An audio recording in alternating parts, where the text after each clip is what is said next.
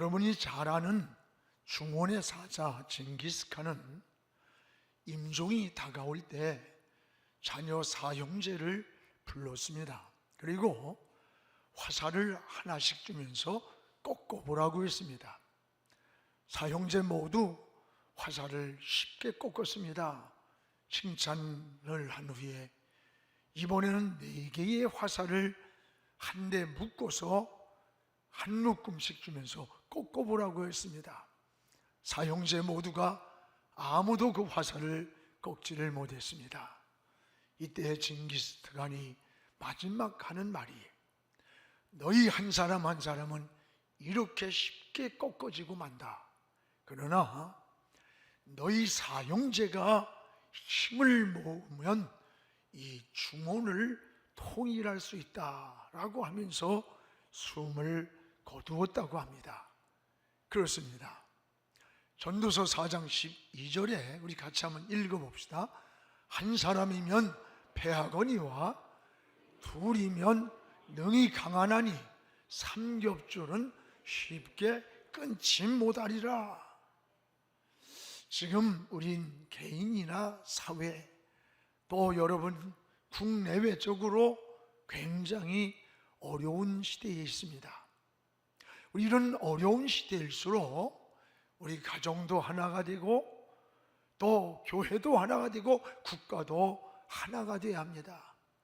여러분, 미국이나 일본 사람들을 가만히 보세요. 이들은 여야가 정치적 싸움을 아주 무섭게 합니다.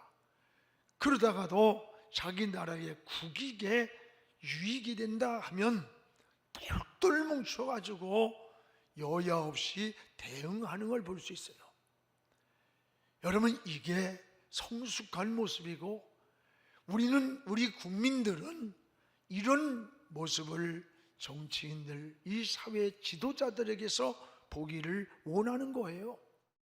여러분, 나라를 빼앗기고 전쟁의 폐허 속에서 근현대사의 아주 짧은 역사의 시간에 우리 민족이 세계 민족 위에 뛰어난 민족, 경제 대국으로 이 선 것은 하나님 은혜입니다. 또 여러분, 우리 민족의 저력이에요. 더 나아가서 우리 부모 세대들이 허리띠를 졸라매고 피와 땀과 눈물을 흘려준 대가라고 하는 것을 기억하면서 우리가 우리 민족, 우리 사회, 우리 조국을 잘 지켜야 할 사명이 있다는 걸 잊지 말아야 돼요. 뭐든지 이루어가기는 굉장히 힘이 들어요. 그러나 무너지는 것은 한순간입니다. 미국의 110층짜리 무역센터 쌍둥이 빌딩이, 그 빌딩을 짓는 시간이 7년이 걸렸답니다.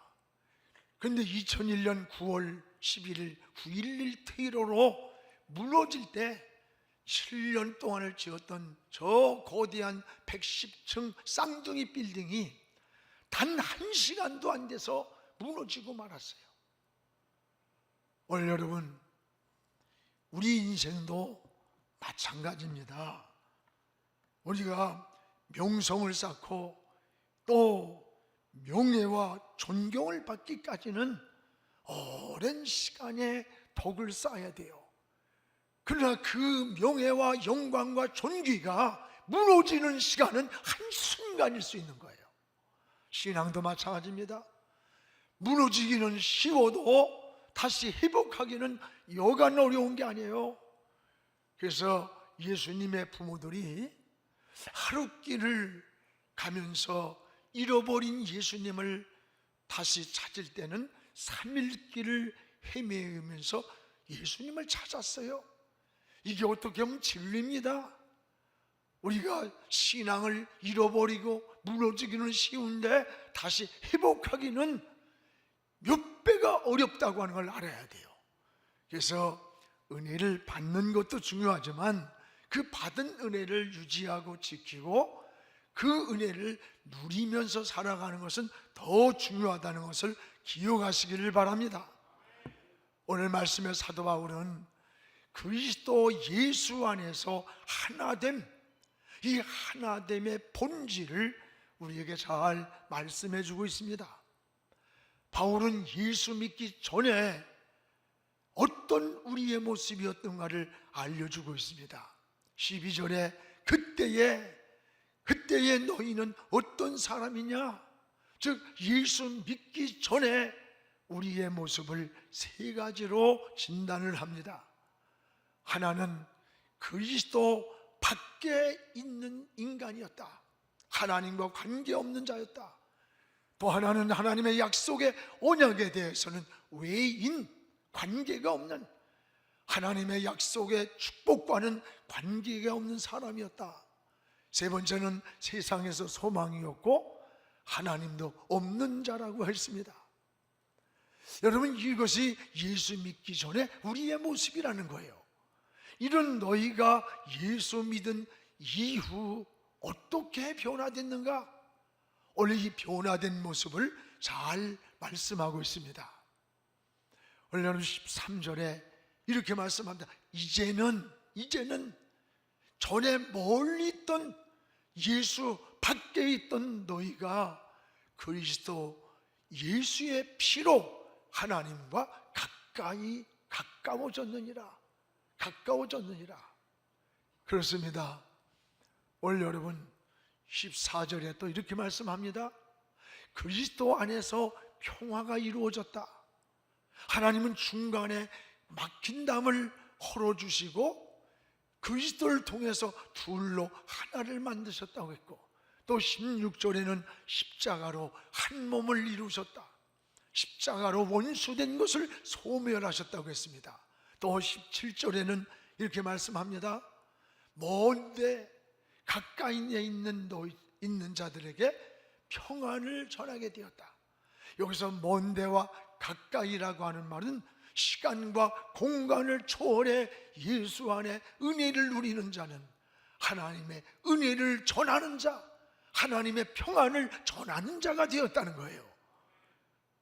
여러분, 그러면 어떻게 이 하나님과 우리와 막힌 담을 헐고 이렇게 하나가 될 수 있었을까?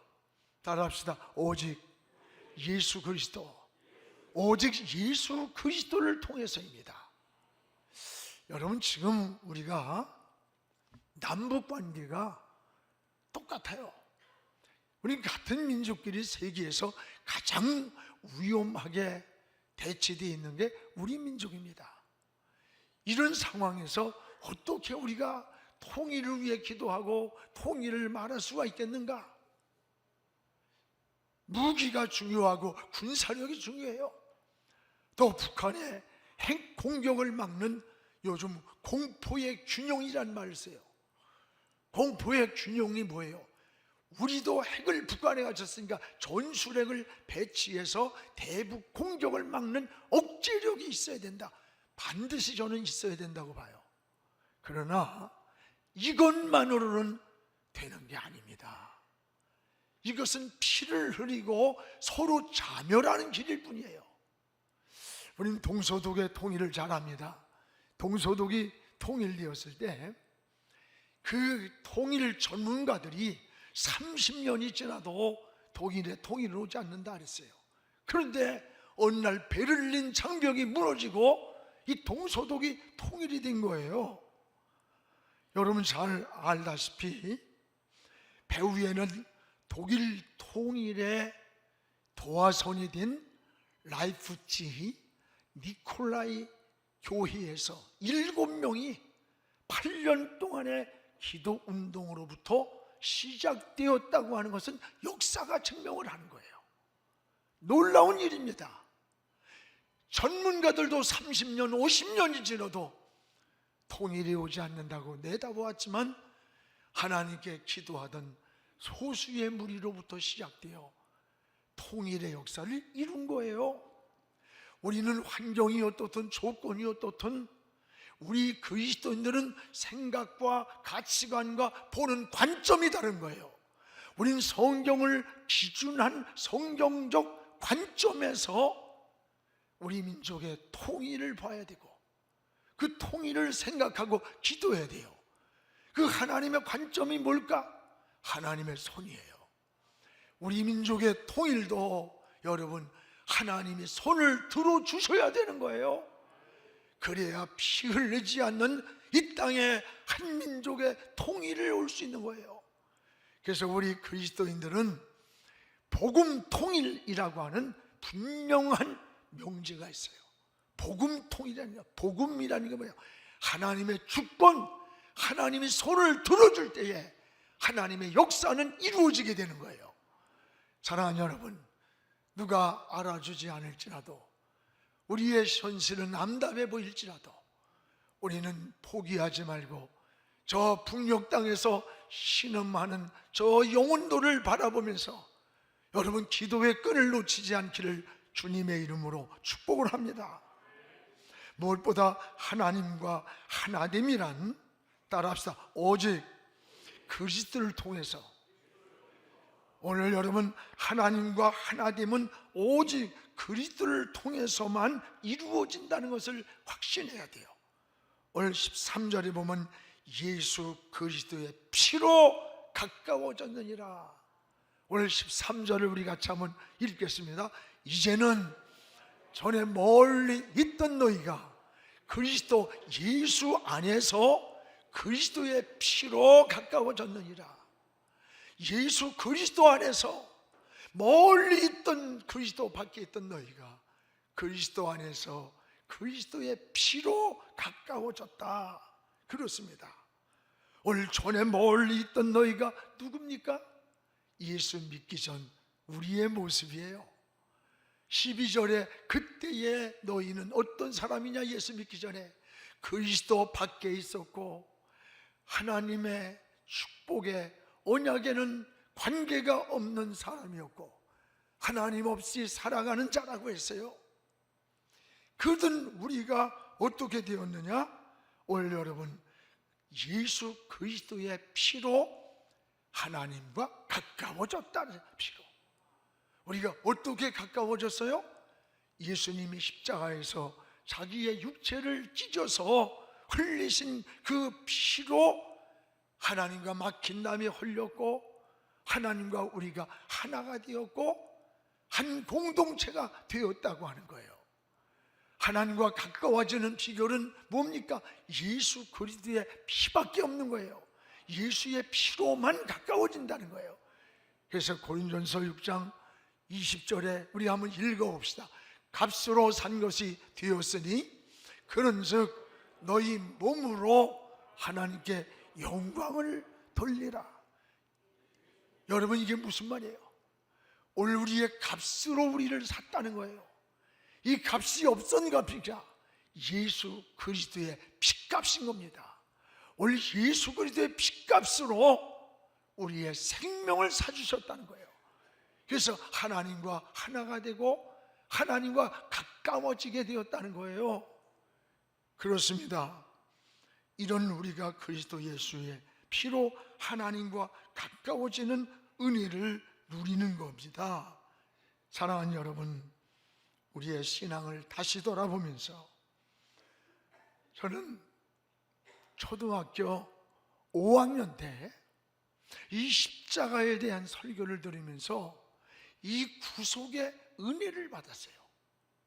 예수님이 나를 위해 십자가를 지시고 주님이 나를 살리기 위해 십자가에서 찢어서 생명을 주셨다고 하는, 그것도 무슨 교육자도 아니고 초등학교를 교육하던 그 장로님, 부장 장로님이 설교를 하면서 눈물을 흘리는데 그 십자가의 은혜가 내 마음을 지배해요.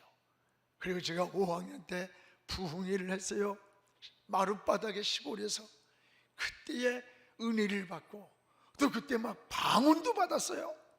반바지를 입고 마룻바닥에서 막 주가 막힌 모든 역사를 부리면서 밤을 새워 막 기도를 했어요. 저는 그 이후로 지금까지 사춘기에 빗나가기도 하고 탈선도 하고 죄도 짓고 했지만 아무리 그래도 하나님을 부인하지 못했고, 여러분, 저 천국을 망각하고 의심해 본 적이 없어요. 십자가를 바라보면은 서서 주님을 생각하고 같이 빗나간 청소년 생활을 할 그때에도 다른 애들이 교회를 놓자 그러면 붙잡고 주워 패버려요. 새끼야, 교회는 존대야. 제가 그랬어요. 여러분, 구속의 은혜입니다. 구속의 은혜. 값으로 산바되었다. 그 값이 금은 보화가 아니에요. 예수님이 십자가에서 우리를 흘려주신 피값이에요. 그것으로 여러분 한 사람 한 사람의 영혼을 사셨다는 거예요. 그래서 예수 그리스도의 피로 멀리 있던 너희가 하나님과 우리가 담이 멀어지고 가까워졌다는 거예요.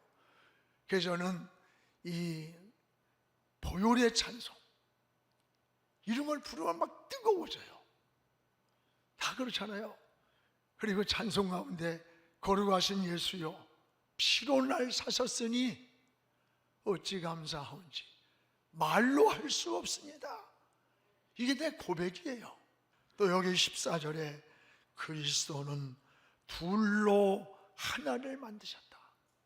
갈라지고 쪼개지고 막혀있는 우리들의 삶을 주님의 십자가로 하나를 만드셨다는 거예요. 14절에 그는 우리의 평화라.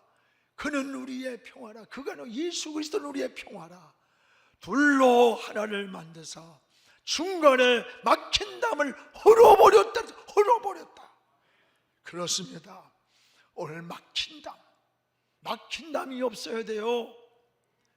여러분, 우리 몸에 혈관도 막히면 죽는 겁니다.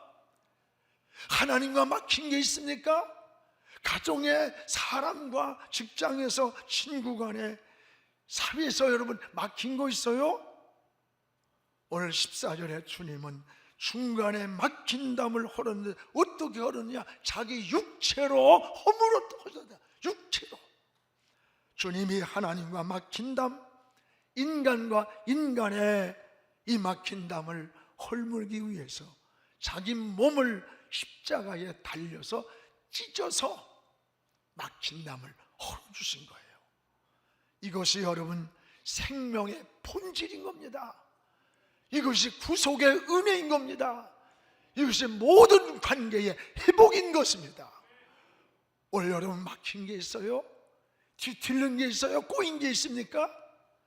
가정에서, 또 성도들 간에, 사회에서, 직장에서. 오늘 여러분 주님이 십자가에서 막힌 담을 헐으시고 꼬인 것을 풀으셨어요. 여러분도 모든 관계가 회복되기를 주의 이름으로 축원합니다. 또 하나는 주님이 따라합시다. 모퉁이 돌이 되셨다. 우리 주님이 우리 인생의 모퉁이 돌이 되셨다고 그랬어요. 오늘 여기에 모든 건물은 모퉁이 돌과 연결이 되어 있다고 합니다. 20절에 이 말씀이 나와 있어요. 우리 한번 같이 읽겠습니다. 너희는 사도들과 선지자들의 터 위에 세우심을 입은 자라. 그리스도 예수께서 친히 모퉁이 돌이 되셨느니라. 누가 모퉁이 돌이 됐어요? 그리스도 예수께서 친히 모퉁이 돌이 되셨다. 모퉁이 돌이란 건물의 기초가 되는 중요한 돌을 말해요.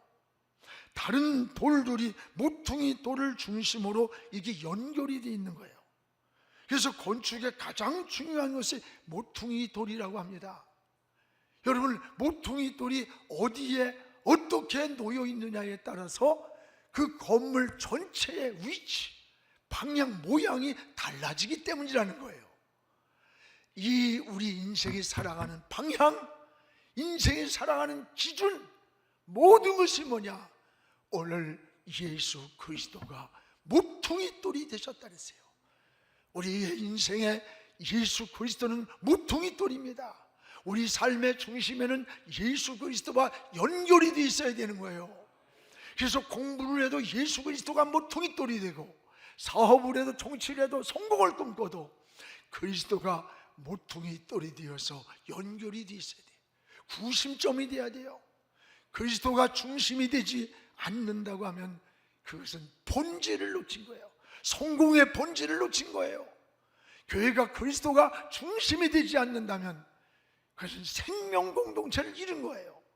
여러분, 신학도 그리스도의 생명이 중심이 되지 못한다면 그걸 사변화 신학, 죽은 신학이라는 거예요. 예일대학 명문대 아닙니까?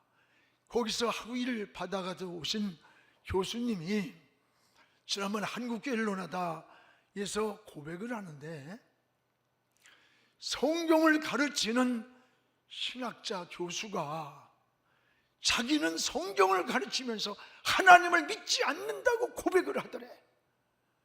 여러분, 성경을 가르치는 신학자가 자기는 하나님을 믿지 않는다. 충격을 받았다는 거예요.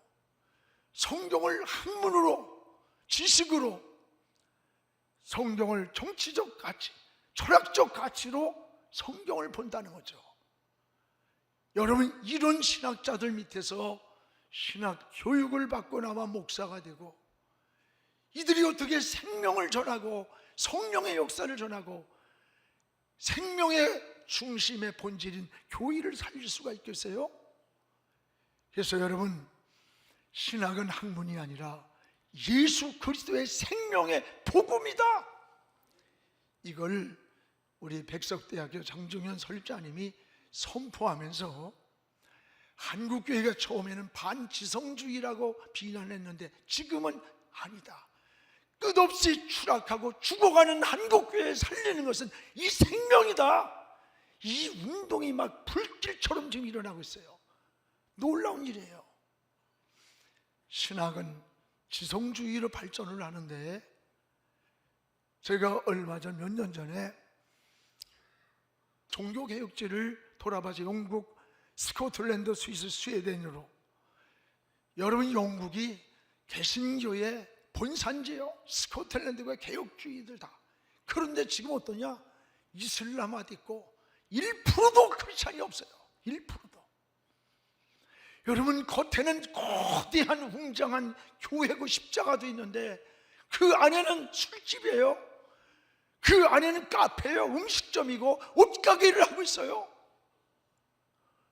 여러분, 신앙이 지성적으로 발전했다면 교회가 부흥하고 교회 운동이 일어나야 할 텐데, 유럽 교회는 그대로 문을 닫아버리고 폐쇄가 되고, 서구교회가 그래요.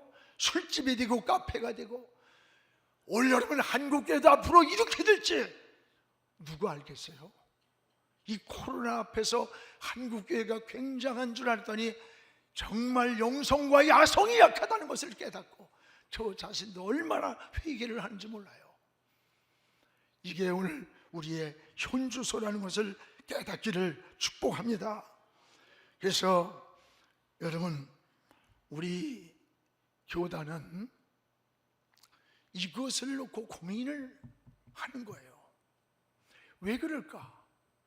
아니, 지식이 넘치고 보도의 지성의 학문을 가지고 신학을 공부하고 학위를 받고 돌아와서 하는데 왜 한국교회는 점점, 한국교회도 지금 침몰하고 있을까? 왜 성령의 역사는 일어나지 않았을까? 왜 무릎 꿇는 기도는 줄어들까? 이게 여러분, 소국교회, 유럽교회만이 아니에요. 지금 한국교회도 비슷한 현상이에요. 그래서 여러분, 우리 교단에 외치는 신학이 개혁주의 생명신학, 생명운동이나 생명. 오늘 생명이 죽었기 때문입니다.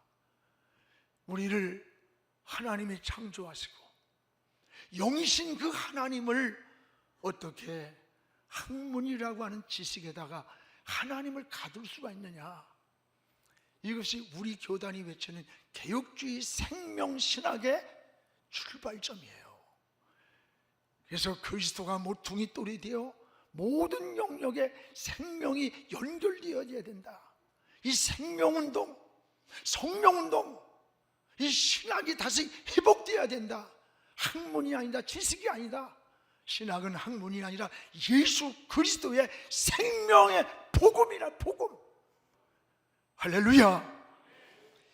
그래서요, 저는 우리 교단에 대한 자부심이 굉장히 많아.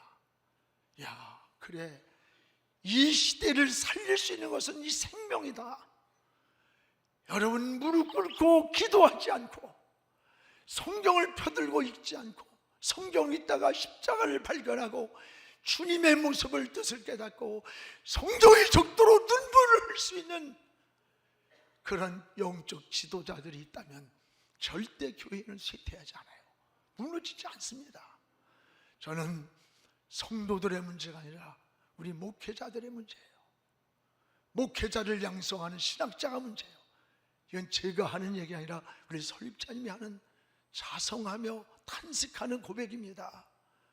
오늘 우리는 영적으로 무섭게 침몰해가고 영적으로 무섭게 우리가 무너져가는 이들 때에 우리의 신앙을 지키고 믿음을 지키고 이 생명의 운동이 다시 일어나서 하나님의 영광이 하나님의 나라가 더욱 일어나기를 주님의 이름으로 축원합니다.